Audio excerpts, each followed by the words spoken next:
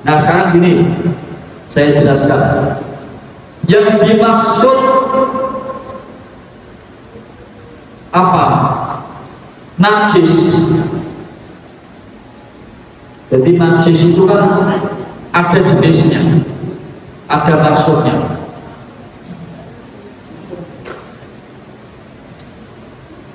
Yang pertama, ini boleh kamu catat.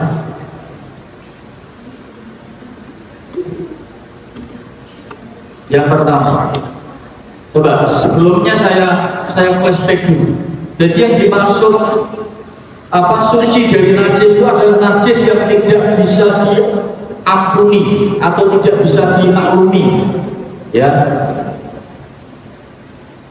Beda dengan najis yang bisa dimaklumi secara syariat.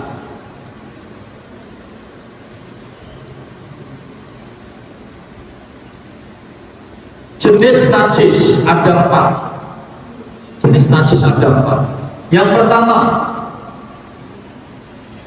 najis yang tidak bisa dimaklumi,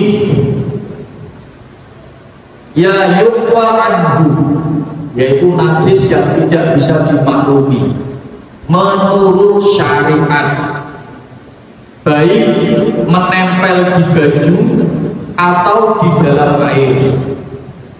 Ini yang pertama itu jenis ya yukfa anhu, yaitu jenis najis yang tidak bisa dimaklumi, baik najis itu yang nempel di baju atau di dalam air.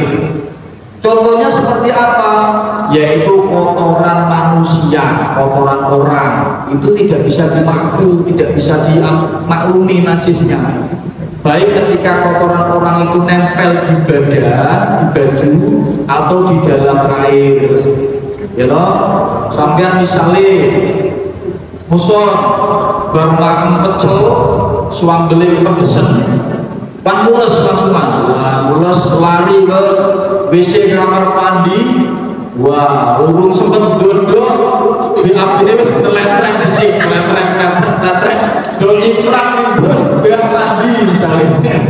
Nah, kamu tahu dan melihat kalau kotorannya itu ada yang teletrek, doni perang di kamar mandi, maka air yang ada di bak itu, ya toh, itu menjadi najis.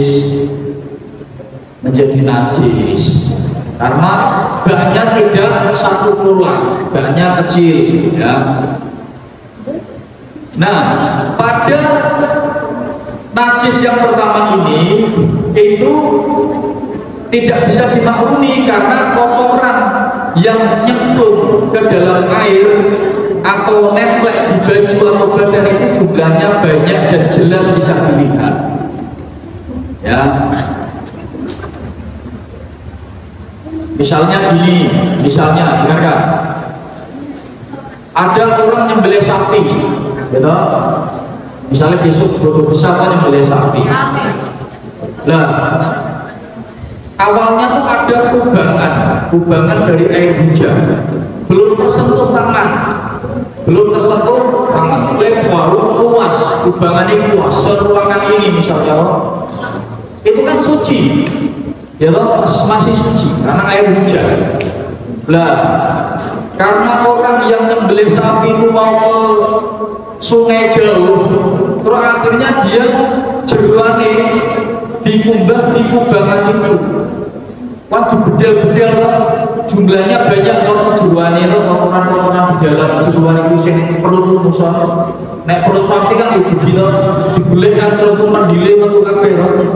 Nah itu otomatis jumlahnya banyak, ya toh, merubah warna, rasa maupun aroma yang ada di kubangan itu. Maka itu najis yang tidak bisa dimaklumi atau dimakruh, tidak bisa dianggap suci.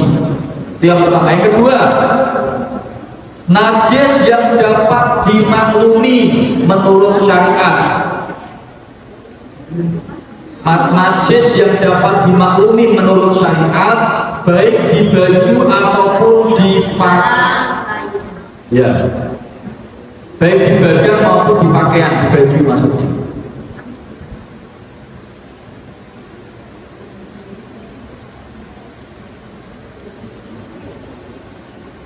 najis yang dapat dimaklumi menurut syariat, ya toh, baik di baju ataupun di badan, ya toh, ataupun di air, yaitu najis yang tidak bisa dilihat dengan penglihatan wajar. Ini najis yang bisa dimaklumi ini, ya toh, najis yang tidak bisa dilihat dengan penglihatan yang wajar dan biasa. Maksudnya bagaimana? Maksudnya najis yang tidak bisa dilihat dengan mata telanjang, tidak menggunakan mikroskop atau alat pembesar.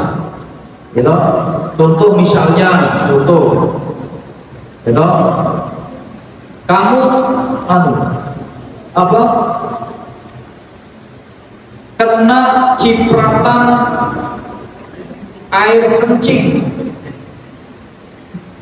apa misalnya kencing bukan, kalau anjing pengecualian,